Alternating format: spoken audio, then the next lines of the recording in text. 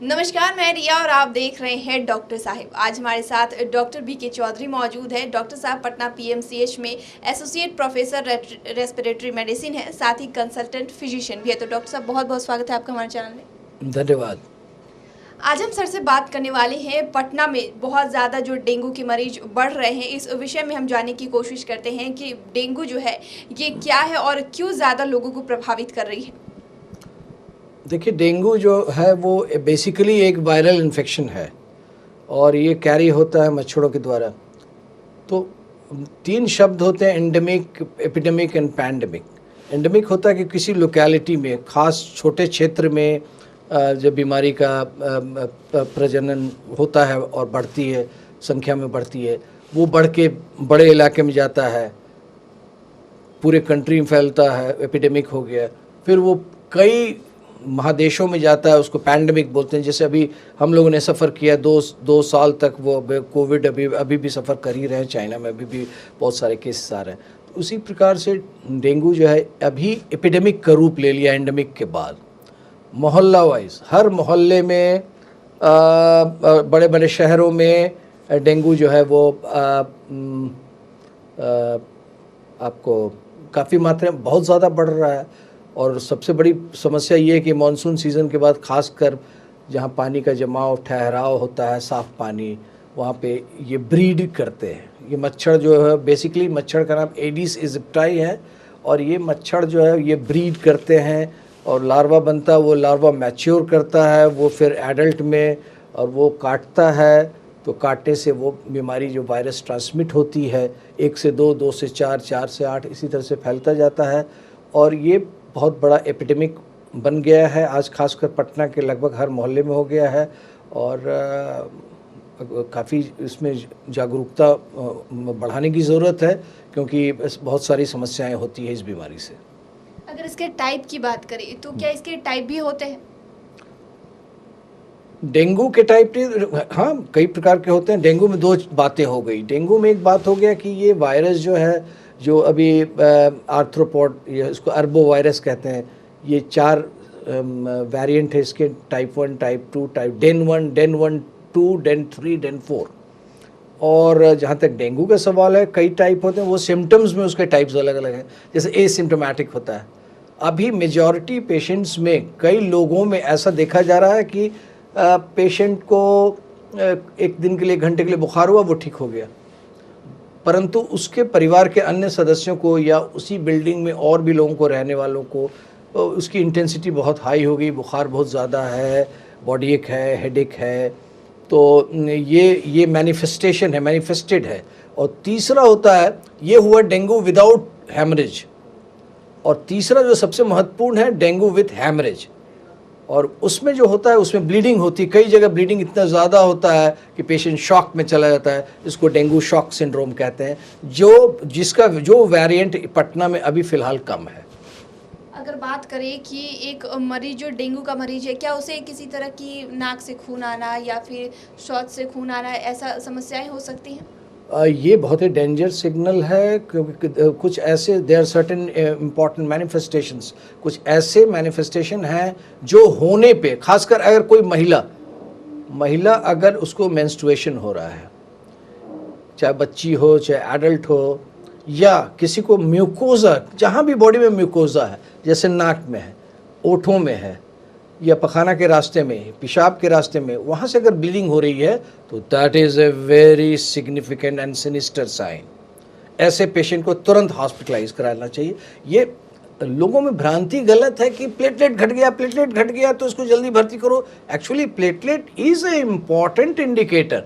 खाली प्लेटलेट से नहीं होता है, हिमेटोक्रिट बढ़ता है, प्लेटलेट घटता है, कैपिलरी परमिएबिलिटी बढ़ती है। हम लोग क्यों बोलते हैं पानी पिलाओ, लिक्विड बढ़ाओ? क्योंकि बॉडी में 2 पार्ट होता है, एक्स्ट्रा सेलुलर फ्लूइड होता है, इंट्रासेलुलर होता है।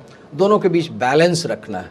ये जिस बैलेंस गड़बड़ाता है तो अंदर का फ्लूइड बाहर निकलता है, कैपिलरी परमिएबिलिटी बढ़ जाती है, ब्लीडिंग शुरू हो जाता है, इंटरनल ब्लीडिंग, और बहुत खतरनाक होता है। उसी का एक मैनिफेस्टेशन है कि वो, या तो अगर फीमेल है तो अगर उसको मेंसेस आ गया है, ज़्यादा ब्लीडिंग हो रही है, नाक से ब्लड आ रहा है, पखाना के रास्ते से ब्लड आ रहा है, very sinister sign, very dangerous situation. She or he must be hospitalized immediately.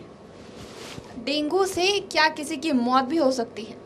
बिल्कुल हो सकती है। ऐसे परसेंटेज वाइज अगर देखा जाए तो बहुत ही कम है, 0.4% एक डेटा है, ऐसा लोग बताते हैं कि 1000 में 4 लोग मरते हैं, लेकिन ये डराने की बात है, ये थियोरेटिकल है। मेरे समझ से ऐसा कुछ होना ही नहीं चाहिए। क्यों मरेंगे लोग? अगर लोगों में जागरूकता बढ़ाई जाए, लोगों में सिर्फ 2 इम्पॉर्टेंट मैसेज देना है, ओनली 2 इम्पॉर्टेंट मैसेज। कोई भी फीवर है, फीवर डाउन करना, पैरास्टामोल दो, no painkiller should be given, न एस्पिरिन दो, न एसिक्लोफेनेक दो, न डाइक्लोफेनेक दो, न कोई भी एवापेराजोन, कोई भी दर्द की दवा नहीं दो, क्योंकि ये एस्पिरिन या कोई भी दवा रेज सिंड्रोम नाम की एक बीमारी कराती है, मल्टीपल मैनिफेस्टेशन ब्लीडिंग बहुत ज़्यादा होना शुरू हो जाता है। तो हम लोग कहते हैं कि सिर्फ पैरास्टामोल लो, लोग समझने को तैयार नहीं है। हमने कहा कि आप 1000 mg का पैरास्टामोल टैबलेट भी मिल रहा है, आप वो ले लो। सर बहुत बॉडी एक हो रहा है, बहुत हेडेक हो रहा है, बैक एक हो रहा है, इसको ब्रेक बोन फीवर भी कहते हैं।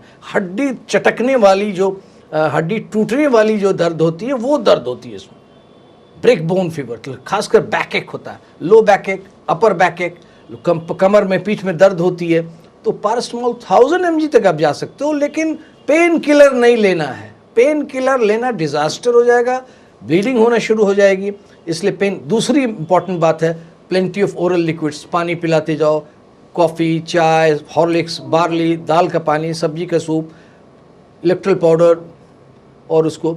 और अभी क्या हो रही है ना, अभी लोग क्या, अभी भी थोड़ी देर पहले हमने एक पेशेंट को डांटा है, उसके अटेंडेंट को, ये लोग पपीता का पत्ता का जूस को बना के पिला रहे हैं। तो हम मैसेज अभी ट्रीटमेंट में हम लोग आगे डिस्कस करेंगे, वो बताएंगे, शायद आप वो प्रश्न पूछेंगी हमें, तो वो हम ट्रीटमेंट में डिस्कस करेंगे। लेकिन मेरा मैसेज बहुत important, loud and clear message है, don't give any pain killer. अगर बात करें कि डेंगू का मरीज क्या किसी और को भी संक्रमित कर सकता है? देखिए, डेंगू एक वायरस है, वायरल इन्फेक्शन है, जो एक अर्बो वायरस के द्वारा होता है, और ये इसको ट्रांसमिट करता है एक मच्छर। उस मच्छर का नाम है एडिस एजिप्टाई, ऐसे एजिट अल्बोपिक्टस भी होता है एक दूसरा वेरिएंट। बट इंडिया में जो पटना में काम कर रहा है जो मच्छर है, उसका नाम है एडिस, AEDS, एडिस एजिप्टाई। तो होता क्या कि उसका फीड, उसका भी भोजन है, वो उसको भगवान ने, नेचर ने उसको भेजा है पृथ्वी पर कि वो भी अपना भोजन, उसका फीड कंप्लीट नहीं होता जब तक वो 4-5 लोगों को काट नहीं लेता है। तो जैसे और मच्छर है बेचारा, मेरा संतोषी होता है, जैसे वो एनोफिलिस होता है या क्यूलिक्स होता है जो मलेरिया वाला या कालाजार वाला, वो मच्छर होता है कि एक को काटा, बेचारा संतुष्ट हो गया, जाके पड़ गया, सो गया। परंतु डेंगू का जो मच्छर है एडिस, इसकी फीडिंग की साइकिल पूरी होती है 4 लोगों के काटने के बाद। जैसे अगर एक परिवार में, क्योंकि ये वैज्ञानिक सोचा कर रहे थे और ये बहुत लोग ये डिस्कस कर रहे थे कि आखिर भाई एक परिवार में 2 लोग, 3 लोग, 4 लोग को कैसे हो जा रहा है, तो वैज्ञानिकों ने खोज के निकाला कि वो मच्छर एक बार में, एक परिवार में या एक मकान में 2-3 फ्लोर है, कई बार आप देखिएगा किसी में मकान मालिक क्या है, एक आदमी को हो गया, 2 को हो गया, ऊपर किराएदार को हो गया, फिर उसके ऊपर किराएदार को हो गया। तो ये एक बार में वो कंप्लीट अपना साइकिल करता है, और एक बार इन्फेक्टिव हो गया वो मच्छर तो जीवन भर इन्फेक्टिव रहता है, जो भी उसका 3 महीना 6 महीना लाइफ होता है। अगर इलाज की बात करें तो इलाज डेंगू के मरीज का किस तरह से किया जाता है? देखिए, डेंगू के मरीज़ में इलाज में सिम्टोमेटिक है, कोई डेफिनेटिव थेरेपी तो है नहीं। इसकी कॉम्प्लिकेशंस हम लोग एंटी प्रत्याशित क्या क्या इसकी खामियां, क्या क्या इसके कॉम्प्लिकेशंस होने जा रहे हैं, इसको पहले एसेस कर लेंगे। जैसे हम लोग, बहुत इंपॉर्टेंट एक चीज़ है, एक पैरामीटर उसका है कि फीवर डाउन करना है, बुखार हमेशा नापना है, पैरास्टामोल देना है, हमने बताया पेन किलर नहीं देना है। क्यों नहीं देना है? बाकी पेन किलर से रेस सिंड्रोम होता है, ब्लीडिंग प्रवृत्ति बढ़ती है, ब्लीडिंग टेंडेंसी होती है, क्योंकि बीमारी का इसका पैथोलॉजी वही है, कैपिलरी परमिलिटी बढ़ती है, ब्लीडिंग बढ़ता है, और इंट्रासेलुलर से एक्स्ट्रासेलुलर में आ जाता है और हैमरेज हो जाता है, वो बहुत डेंजरस सिचुएशन होता है। लेकिन यहाँ लोग आधी बात सिर्फ जानते हैं, हल्ला प्लेटलेट घट गया, प्लेटलेट घट गया, ये नहीं है। प्लेटलेट घटा, प्लेटलेट एक लक्षण है। तो हम लोग ट्रीटमेंट, पहला चीज़ है ट्रीटमेंट है कि उसको फीवर डाउन करना है, दूसरा है कि प्लेटलेट पे नज़र रखना है। प्लेटलेट अगर सिर्फ प्लेटलेट चेक नहीं कराना है, साथ में हिमैटोक्रिट कराते हैं। प्लेटलेट घटना शुरू होता है, जो नॉर्मली प्लेटलेट का लाइफ होता है 3 दिन 72 घंटा, सुबह में चेक कराओ, सर सुबह 1.5 लाख था, शाम में 1,70,000 हो गया, तो बढ़ रहा है। बोले नहीं, बढ़ नहीं रहा है, घट नहीं रहा, वो वेरिएबल है, उसकी लाइफ ही है 3 दिन, उसको बनना है, टूटना है, बनना टूटना। तो प्लेटलेट के साथ साथ हेमाटोक्रिट चेक कराओ, क्योंकि प्लेटलेट घटेगा तो हेमाटोक्रिट बढ़ेगा। हेमाटोक्रिट का प्रतिशत ज़्यादा बढ़ रहा है तो डेंजर है। प्लेटलेट से कुछ नहीं होता, प्लेटलेट के बारे में लोग जानते हैं, उसकी ये जानकारी नहीं, वो एक मैनिफेस्टेशन है। हेमाटोक्रिट बढ़ रहा है मतलब कि कैपिलरी परमिएबिलिटी, मतलब कि छन छन कर अंदर से खून के पदार्थों का आंतरिक गृह से बाहरी बाह्य गृह में, इंटरनल से एक्सटर्नल में वो लीक करने वाला है, लीकेज, कैपिलरी लीकेज बोलते हैं उसको। वो सबसे डेंजरस है, वो खतरनाक है, वो जानलेवा है, वो डेंगू हैमरेजिक फीवर कराता है, ज़्यादा लूज हो जाता है, हैमरेजिक शॉक या डीएसएस, डेंगू शॉक सिंड्रोम बोलते हैं, उसमें लाइफ बचाना बहुत मुश्किल है, तो उसकी प्रोग्नोसिस बहुत ख़राब है। बचाव की भी बात कर लेते हैं आखिरी में कि बचाव, एक डेंगू का मरीज जो है वो बचाव किस तरीके से करे? देखिए, बचाव का तो सबसे प्रमुख है मच्छर से बचना। अब मच्छर से तो मानव सभ्यता लड़ाई हार चुकी है, मच्छर को तो आप हरा नहीं सकते हैं, तो आपको खुद को बचना है। तो बहुत इंपॉर्टेंट है फुल लॉन्ग स्लीव्स। आप हमेशा देखिएगा कि हम पहने रहते हैं ढक के, फुल स्लीव का शर्ट पहने, पाँव में ज़रूर सॉक्स पहने, पाँव ओपन नहीं रखें, क्योंकि ये मच्छर बस 3 फीट उड़ता है, ज़्यादा नहीं उड़ता है, दिन में काटता है 6 AM to 6 PM, और आप काम कर रहे हैं ऑफिस में, दिन में ही काटता है। तो रात में मच्छरदानी में लोग सोते हैं, प्रोटेक्टेड रहते हैं, या मॉस्किटो रिपेलेंट एक जैसे ये टंगा हुआ है, या बच्चे हैं तो उनको एक्सपोज पोर्शंस में ओडोमोस वगैरह टाइप की चीज़ जो रिपेलेंट है, जो मच्छर जिससे भागता है, वो लगाना है। एक तो इम्पॉर्टेंट बात ये हो गया, और दूसरा इम्पॉर्टेंट बात ये हो गया कि आप जितने भी आपके घर में छत पे जाएं, या कूलर है या एसी है, पानी कहीं भी जमा नहीं होने दें, किसी पानी को जमा नहीं, क्योंकि वो अंडा देकर उसी में वो लार्वा उसका जो है वो मैच्योर करता है और बड़ा मच्छर बनता है। तो इसको रोकने के लिए कहीं भी पानी, स्थिर पानी में वो होता है, पानी को स्थिर नहीं रहने दें, उठा के फेंक दें, पानी बदले। छत पे बहुत सारा टूटा फूटा बर्तन है, बारिश हुई, पानी जमा हो गया, जाके पलट दें, सब पानी को हटा दें, ये बहुत इम्पोर्टेंट है। हमारे साथ डेंगू के बारे में जानकारी साझा की, उसके लिए बहुत बहुत शुक्रिया। धन्यवाद। तो आप डॉक्टर बीके चौधरी को सुन रहे थे, जिन्होंने डेंगू के बारे में हमारे साथ इतनी सारी जानकारी साझा की है। उन्होंने किस तरीके से ख्याल रखने के लिए बताया, साथ ये भी बताया कि अगर प्लेटलेट्स घट जाए तो घबराए नहीं, तो इसका उचित इलाज करवाएं।